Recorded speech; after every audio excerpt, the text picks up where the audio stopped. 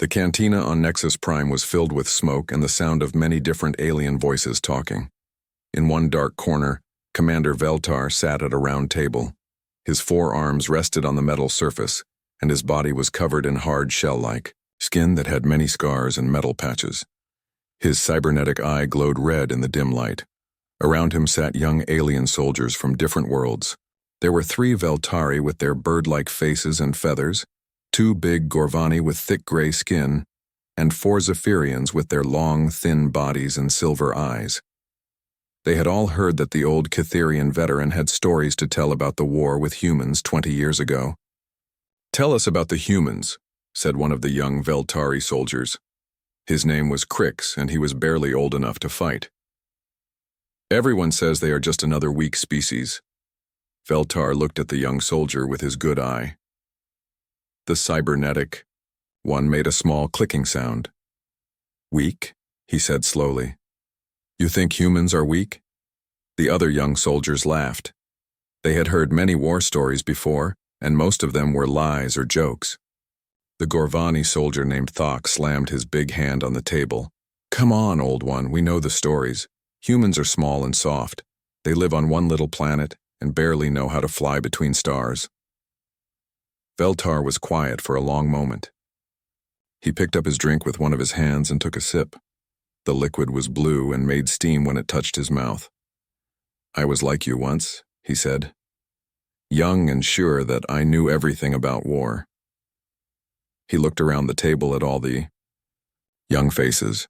20 years ago, the Galactic Coalition was the strongest force in this part of space. We had ships that could destroy planets. We had armies that could take over entire star systems in days.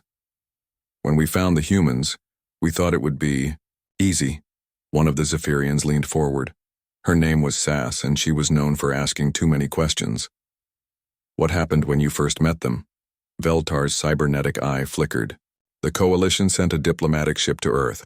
The message was simple. Join us as a protected species, let us guide you, and you will be safe. It was a good offer. Most new species say yes right away." "But the humans said no?" asked Crix. "Not exactly," Veltar said. Their representative came to the meeting, a human male named Jinho. He was small, even for a human, maybe as tall as a young Veltari. He wore simple clothes and smiled a lot. The veteran took another drink. "Jinho listened to our offer. He asked good questions about trade and technology. He was polite and friendly. Then he said something that changed everything." "What did he say?" Thok asked, his voice full of doubt. "He said, 'Thank you for the kind offer, but we will take care of ourselves.'" Veltar's voice was quiet. Just like that. No anger, no fear. Just a simple statement. The young soldiers looked at each other. That did not sound very frightening. The Coalition Admiral laughed. Veltar continued. He told Jinho that humans did not understand how dangerous space could be. He said there were pirates and hostile species that would destroy Earth if humans did not have protection. "What did the human do then?" Sass asked. Jinho kept smiling. He said, "We understand the dangers. We have always faced dangers. But we have also always found a way to survive." Veltar's scarred face showed old pain. The Admiral got angry. He told Jinho that humans were making a mistake, that the Coalition had weapons that could turn Earth into dust, that human ships were too slow and weak to fight against real military forces. And? Crix was getting impatient. Jinho stopped, smiling. For just a moment his eyes became very cold. Then he smiled again and said, "We hope it never comes to that, but if it does, you will learn something about us that you do not know yet." The cantina seemed to get quieter around them. Other aliens had stopped talking and were listening to the old veteran's story. The Coalition leaders thought Jinho was making empty threats, Veltar said. A primitive species trying to sound tough. They gave the humans one more chance to accept protection. Jinho said no again. "So you went to war," Thok said. "The Coalition decided to teach the humans a lesson," Veltar corrected. "A small lesson. A quick police action to show them that saying no to the Coalition was not smart." His cybernetic eye made that clicking sound again. We sent a fleet to one of their mining colonies, not to destroy it, just to show them our power, make them understand that they needed our protection. Veltar looked around the table at all the young faces watching him. That was our first mistake. We thought we were going to teach them something. Instead, they taught us something that I will never forget. The veteran finished his drink and set the cup down on the table. They taught us that some species do not know how to surrender, and that can be the most dangerous thing in the universe. Veltar's cybernetic eye flickered as he remembered the Battle of Kepler 442b. The young soldiers around the table had stopped laughing. They could see something dark in the old veteran's face. I commanded the strike cruiser Void Hammer, Veltar said slowly. We were part of a small fleet sent to Kepler 442b. The humans had built a mining colony there, nothing special. Maybe 50,000 people digging metals from asteroids. He moved one of his forearms to touch a long scar on his neck. Our orders were simple. Land troops, take control of the main facilities, and wait for the humans to surrender. The coalition wanted to show them our power without killing too many. Crix, the young Veltari soldier, shook his head. 50,000 miners against a coalition fleet. They must have given up right away. That is what we expected, Veltar said. When we arrived in the system, we sent the usual message. Surrender now and no one gets hurt. We gave them 6 hours to think about it. Sass, the Zephyrian, asked, "What did they say?" "Nothing." Veltar's voice was flat. 6 hours passed. No response. So we moved closer to the colony and sent the message, again. This time we said they had 1 hour. The veteran picked up his empty cup and looked at it. After 1 hour, we got a response, a human voice on the communication system, a male named Hyunwoo. He was an engineer at the main processing plant. "What did he say?" Thok asked. "He said, 'We heard your message. The answer is no. If you want this place, come and take it.'" The young soldiers looked confused. Thok laughed. "One engineer against a whole fleet? Was he crazy?" Veltar's cybernetic eye made that clicking sound. "That is what we thought. My commander decided to make an example. He ordered bombing runs on empty buildings to scare them. We destroyed 3 storage warehouses and a transport hub. That must have changed their minds," Crick said. Hyunwoo came on the communication system again. Veltar continued. He said, "Thank you for the demonstration. Now let us show you ours." The veteran was quiet for a moment. Around them, the cantina had become very silent. Other aliens were listening to the story. The humans had turned their mining equipment into weapons, Veltar said. Industrial lasers became anti-ship guns. Ore haulers became missile platforms. Mining charges became bombs. In 6 hours, while we were waiting for them to surrender, they had turned their entire colony into a fortress. Sass leaned forward. "But you still had more ships and better weapons." "Yes," Veltar agreed. "So we landed troops. I led 300 soldiers to take the main processing plant. It should have been easy.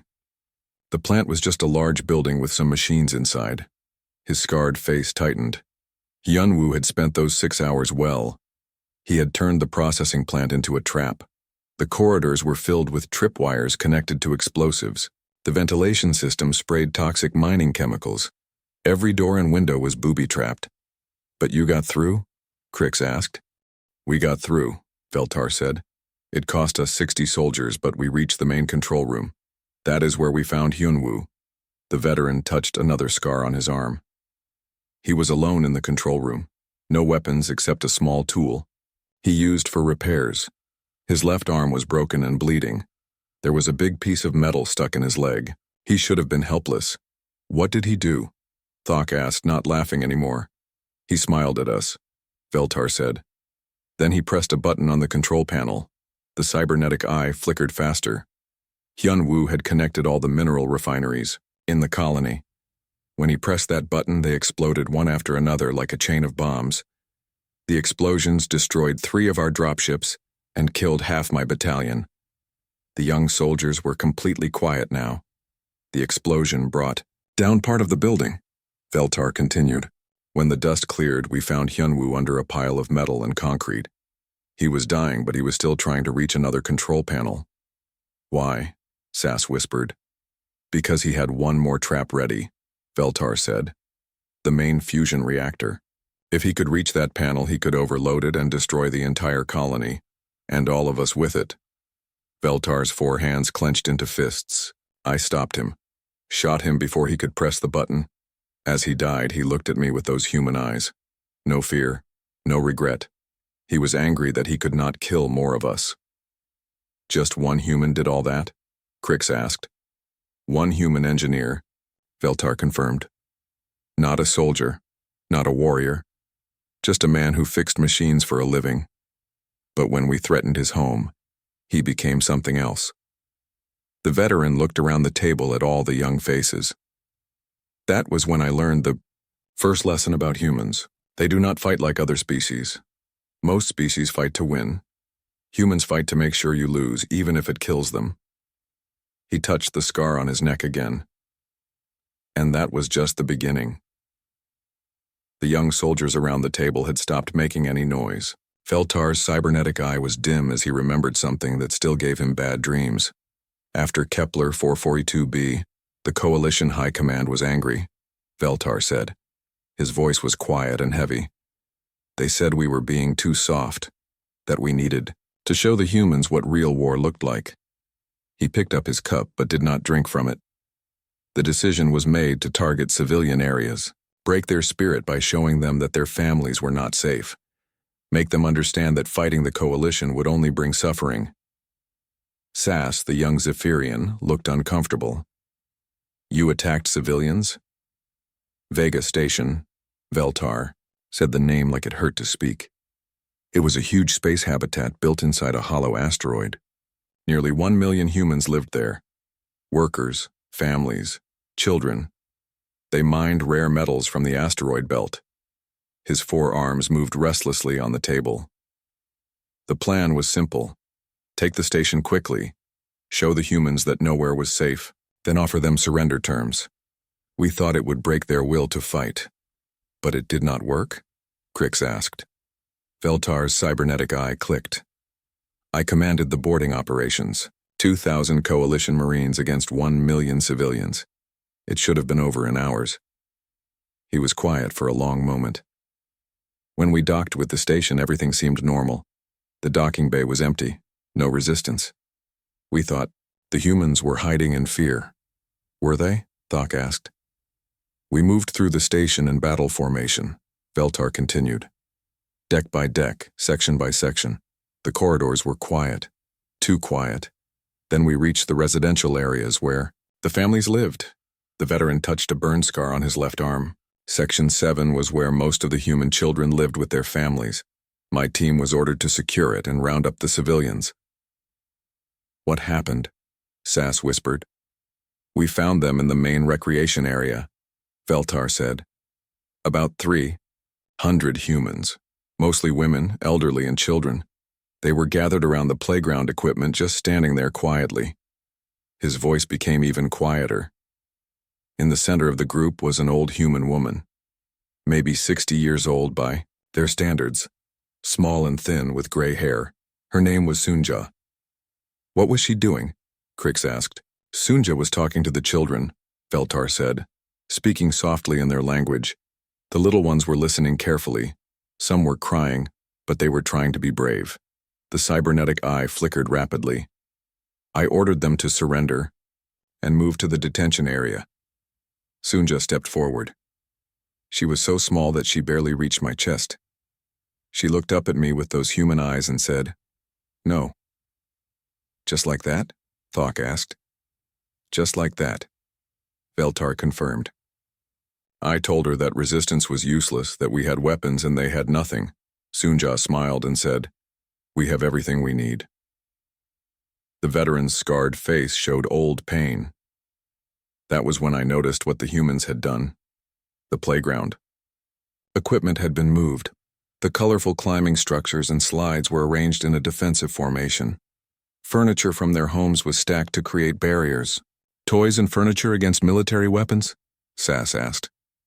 Not just toys, Veltar said. Sunja had organized the entire residential section. Kitchen knives were welded to maintenance tools. Cleaning chemicals were mixed into bombs. Sports equipment became weapons. Even the children had jobs. His 4 hands trembled slightly. The human younglings, some barely old enough to walk, were serving as lookouts and messengers. They ran through ventilation shafts and maintenance tunnels, reporting our movements to the adults. "What did you do?" Crix asked. "I gave them one last chance to surrender," Veltar said. Sunja gathered the children around her. She spoke to them in their language, then kissed each one on the forehead. Then she looked at me and said, "Our answer is still no." The cantina around them was completely silent now. The battle lasted 4 hours, Veltar continued. 4 hours to take one recreational area from civilians armed with kitchen knives and homemade bombs. They used every trick, every trap, every desperate tactic they could think of. "But you won?" Thok asked quietly. "We took the area," Veltar said, "at the cost of 47 coalition Marines. When we finally broke through their last barrier, Sunja was there with the remaining children. She was badly wounded, bleeding from several cuts." His cybernetic eye went dark for a moment. Sunja had one last surprise. A bomb made from mining explosives and chemical cleaners. As we approached, she triggered it. The explosion killed her instantly and took 3 of my best soldiers with her. "The children?" Sass asked, her voice barely a whisper. "The ones who survived kept fighting," Veltar said. "Even after Sunja was dead, young humans who should have been playing with toys were throwing rocks and trying to bite us with their small teeth." He looked around the table at all the shocked faces. "We took Vega Station, but it cost us 6 ships and 2,000 coalition soldiers. The humans evacuated most of their people through hidden escape pods while we were fighting." "And?" Crix asked. "The story of Vega Station spread across the galaxy," Veltar said. "Other species heard how human civilians fought against impossible odds. Some began to question whether the coalition was really protecting the galaxy or just bullying weaker species." The veteran finished his drink. "That day, I learned something terrible. Humans do not just fight for themselves. They fight for their children's future, and there is nothing more dangerous than a species that will die before they let their young ones live as slaves." Veltar's cybernetic eye went completely dark for several seconds. When it lit up again, the young soldiers could see something, like fear in the old veteran's face. "After Vega Station, more species began to question the coalition," Veltar said slowly. "Some even started helping the humans with weapons and supplies. The High Command decided that enough was enough." He moved all 4 of his arms on the table, making patterns with his scarred fingers. "The order came down from the top. End the human problem once and for all. Attack their homeworld directly. Show the entire galaxy what happens when you say no to the coalition." Crix leaned forward. "You attacked Earth itself?" "The largest fleet in coalition history," Veltar confirmed. 500 warships, 2 million Marines, enough firepower to crack a planet in half. I was given command of an entire battle group, 50 ships under my direct control. His voice became very quiet. "We thought it would be the shortest battle of the war. Humans might fight hard to defend colonies, but surely they would surrender when facing the destruction of their birth world." "What happened when you arrived?" Sass asked. "We dropped out of faster-than-light travel at the edge of their solar system," Veltar said. "Earth was there, blue and green and beautiful. It looked so peaceful from far away." The cybernetic eye flickered. "Our sensors immediately picked up thousands of contacts, ships, stations, defense platforms, weapon arrays. The humans had turned their entire solar system into a fortress." "How many ships did they have?" Thok asked. "Not ships," Veltar corrected. "Everything. Cargo haulers with missile pods welded to their hulls, passenger liners converted into carriers, mining ships loaded with kinetic projectiles. Even their garbage collectors had been turned into weapons." He touched a deep scar that ran across his forehead. "The human commander sent us a message. A woman named Dongmin. She appeared on our main screen wearing a simple military uniform. No decorations, no fancy symbols, just a tired-looking human with gray hair." "What did she say?" Crix asked. "She said, 'Welcome to our home. You have come a long way to die here. Veltar's voice was flat. Then she cut the communication. The young soldiers looked at each other. The old veteran continued. The Coalition admiral laughed. He sent a message back demanding immediate surrender. Said we would spare the planet if they gave up within 1 hour. Did they respond? Sass asked. Dongman came back on the screen. Veltar said. This time she was not alone. Behind her stood hundreds of other humans. Old ones, young ones, civilians, soldiers. All of them looking directly at us through the camera. His cybernetic eye made that clicking sound. Dongman said just 3 words. Come and take it. So you attacked? Thok asked. The siege lasted 6 months, Veltar said. 6 months of the hardest fighting I have ever seen. The humans had prepared for years. Every moon, every asteroid, every space station was ready for war. He moved his hands to show the positions. We would attack one defense platform and destroy it. The next day, 2 more would appear in its place. We would break through their outer defenses and find 3 more defensive lines behind them. But you had more ships, Crix pointed out. Numbers did not matter, Veltar said. The humans fought like every battle was their last. Their pilots would ram their fighters into our capital ships rather than retreat. Their marines would hold positions until they ran out of ammunition, then fight with knives and bare hands. The veteran was quiet for a moment, remembering. I watched a human pilot named Jun Ho fly his damaged fighter straight into the bridge of a Coalition dreadnought. The explosion killed him instantly, but it also killed 3,000 Coalition crew members. That is suicide, Sass whispered. That is how humans fight, Veltar corrected. They do not see it as suicide. They see it as making their deaths count for something. His forearms gestured in the air. But the moment that broke us came in the 4th month of the siege. We thought we had trapped most of the human fleet in distant systems. Our victory seemed certain. What changed? Thok asked. They came back, Veltar said simply. All at once, from every direction. Ships appeared throughout the entire solar system. Fast attack craft, heavy cruisers, even damaged vessels that should not have been able to fly. The cybernetic eye flickered rapidly.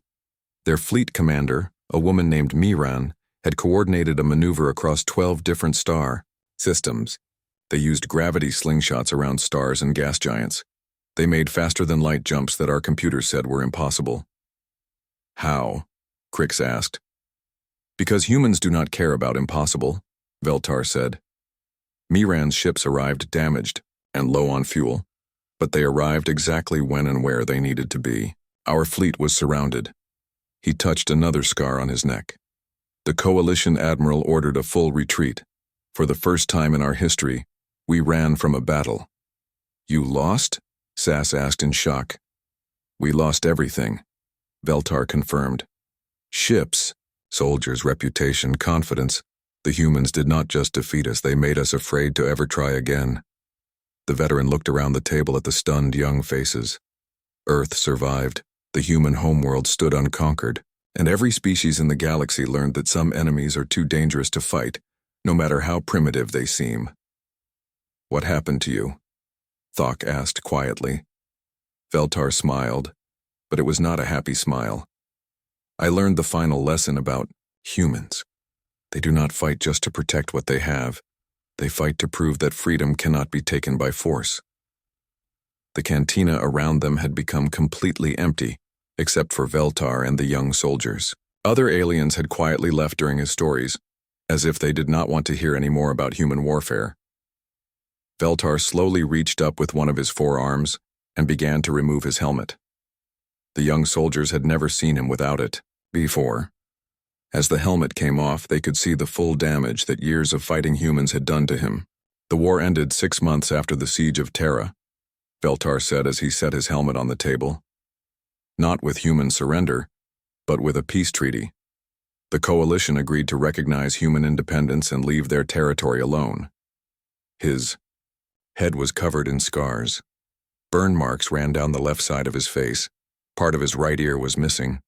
There were metal plates where parts of his skull had been rebuilt. These scars tell the story of every battle I fought against humans, he said quietly. Each one teaches a lesson that I will never forget. Crick stared at the damage. What happened to you? Veltar touched a particularly bad burn scar that covered half his neck. This came from a human medic named Su Jin. She was working in a field hospital on Kepler Station when we attacked. A medic did that to you? Sass asked in confusion. Su Jin was treating wounded coalition prisoners when the human defenders launched a counterattack, Veltar explained. Our forces were being overrun. The evacuation ships were leaving. Su Jin could have escaped with the other medical staff. His cybernetic eye dimmed. Instead, she stayed with the wounded coalition soldiers, humans and aliens lying together in the same medical bay. She used her medical supplies to make explosives and held off the attacking force until help arrived. She saved enemy soldiers? Thok asked. She saved everyone she could, Veltar said. Human or alien, it did not matter to her. When the explosives went off, she threw herself over 3 coalition Marines to protect them from the blast. The burns that injured me killed her instantly. The young soldiers were quiet. This was not the kind of war story they expected to hear. After the peace treaty, I spent 2 years in coalition hospitals, Veltar continued. The doctors had to rebuild half my body. During that time, I had a lot of time to think about what I had learned. He moved his scarred hands on the table. Other species fight for land or resources or power. Humans fight for something different. They fight for the idea that they should be free to choose their own path. Is that why they are so dangerous? Crix asked. That is part of it, Veltar agreed. But the real danger is that they make that idea contagious. Other species see humans refusing to surrender, and they start to think that maybe they do not have to surrender either. Sass leaned forward. What do you mean? Before the human war, the galaxy was stable, Veltar explained. Strong species controlled weak ones. Everyone knew their place. The coalition kept the peace by making sure no one could challenge the established order. His cybernetic eye flickered. Then humans showed up and said no. They proved that a small, primitive species could fight back against overwhelming odds. Suddenly, other species started asking why they needed to accept coalition rule. So the humans changed everything? Thok asked. They changed the most important thing, Veltar said. They changed what other species thought was possible. The veteran picked up his helmet and looked at his reflection in its polished surface. I have been to 17 different worlds since the war ended. On every one, I see the same thing. Species that used to accept their fate now question it. Young beings who ask why they cannot govern themselves. Are you angry about that? Sass asked carefully. Veltar was quiet for a long moment. I was angry for many years. Angry at the humans for starting a war that killed so many. Angry at my own leaders for underestimating them. Angry at myself for not understanding what we were really fighting. He set the helmet back on the table. But anger is just another kind of prison. Eventually, I realized that the humans had taught me something valuable. What? Crix asked. That courage is not about being unafraid, Veltar said. Courage is about being afraid and doing what is right anyway. Every human I fought was scared. But they fought anyway because they believed their freedom was worth dying for. The old veteran looked around the table at each young face. That is why I tell these stories. Not to frighten you, but to help you understand. If you ever face humans in battle, remember this. They are not fighting to win. They are fighting because they refuse to lose. What is the difference? Thok asked. When you fight to win, you can accept defeat if the cost becomes too high, Veltar explained. When you fight because you refuse to lose, there is no cost too high. That changes everything about how the battle goes. He stood up slowly, his scarred body moving carefully. The galaxy is different now, because of what humans taught us. Some say it is more dangerous. Others say it is more free. Both are probably right. As the young soldiers began to leave, Veltar called out one final lesson. Remember this above all else. Humans taught us that the most dangerous enemy is not the one with the biggest weapons or the most ships.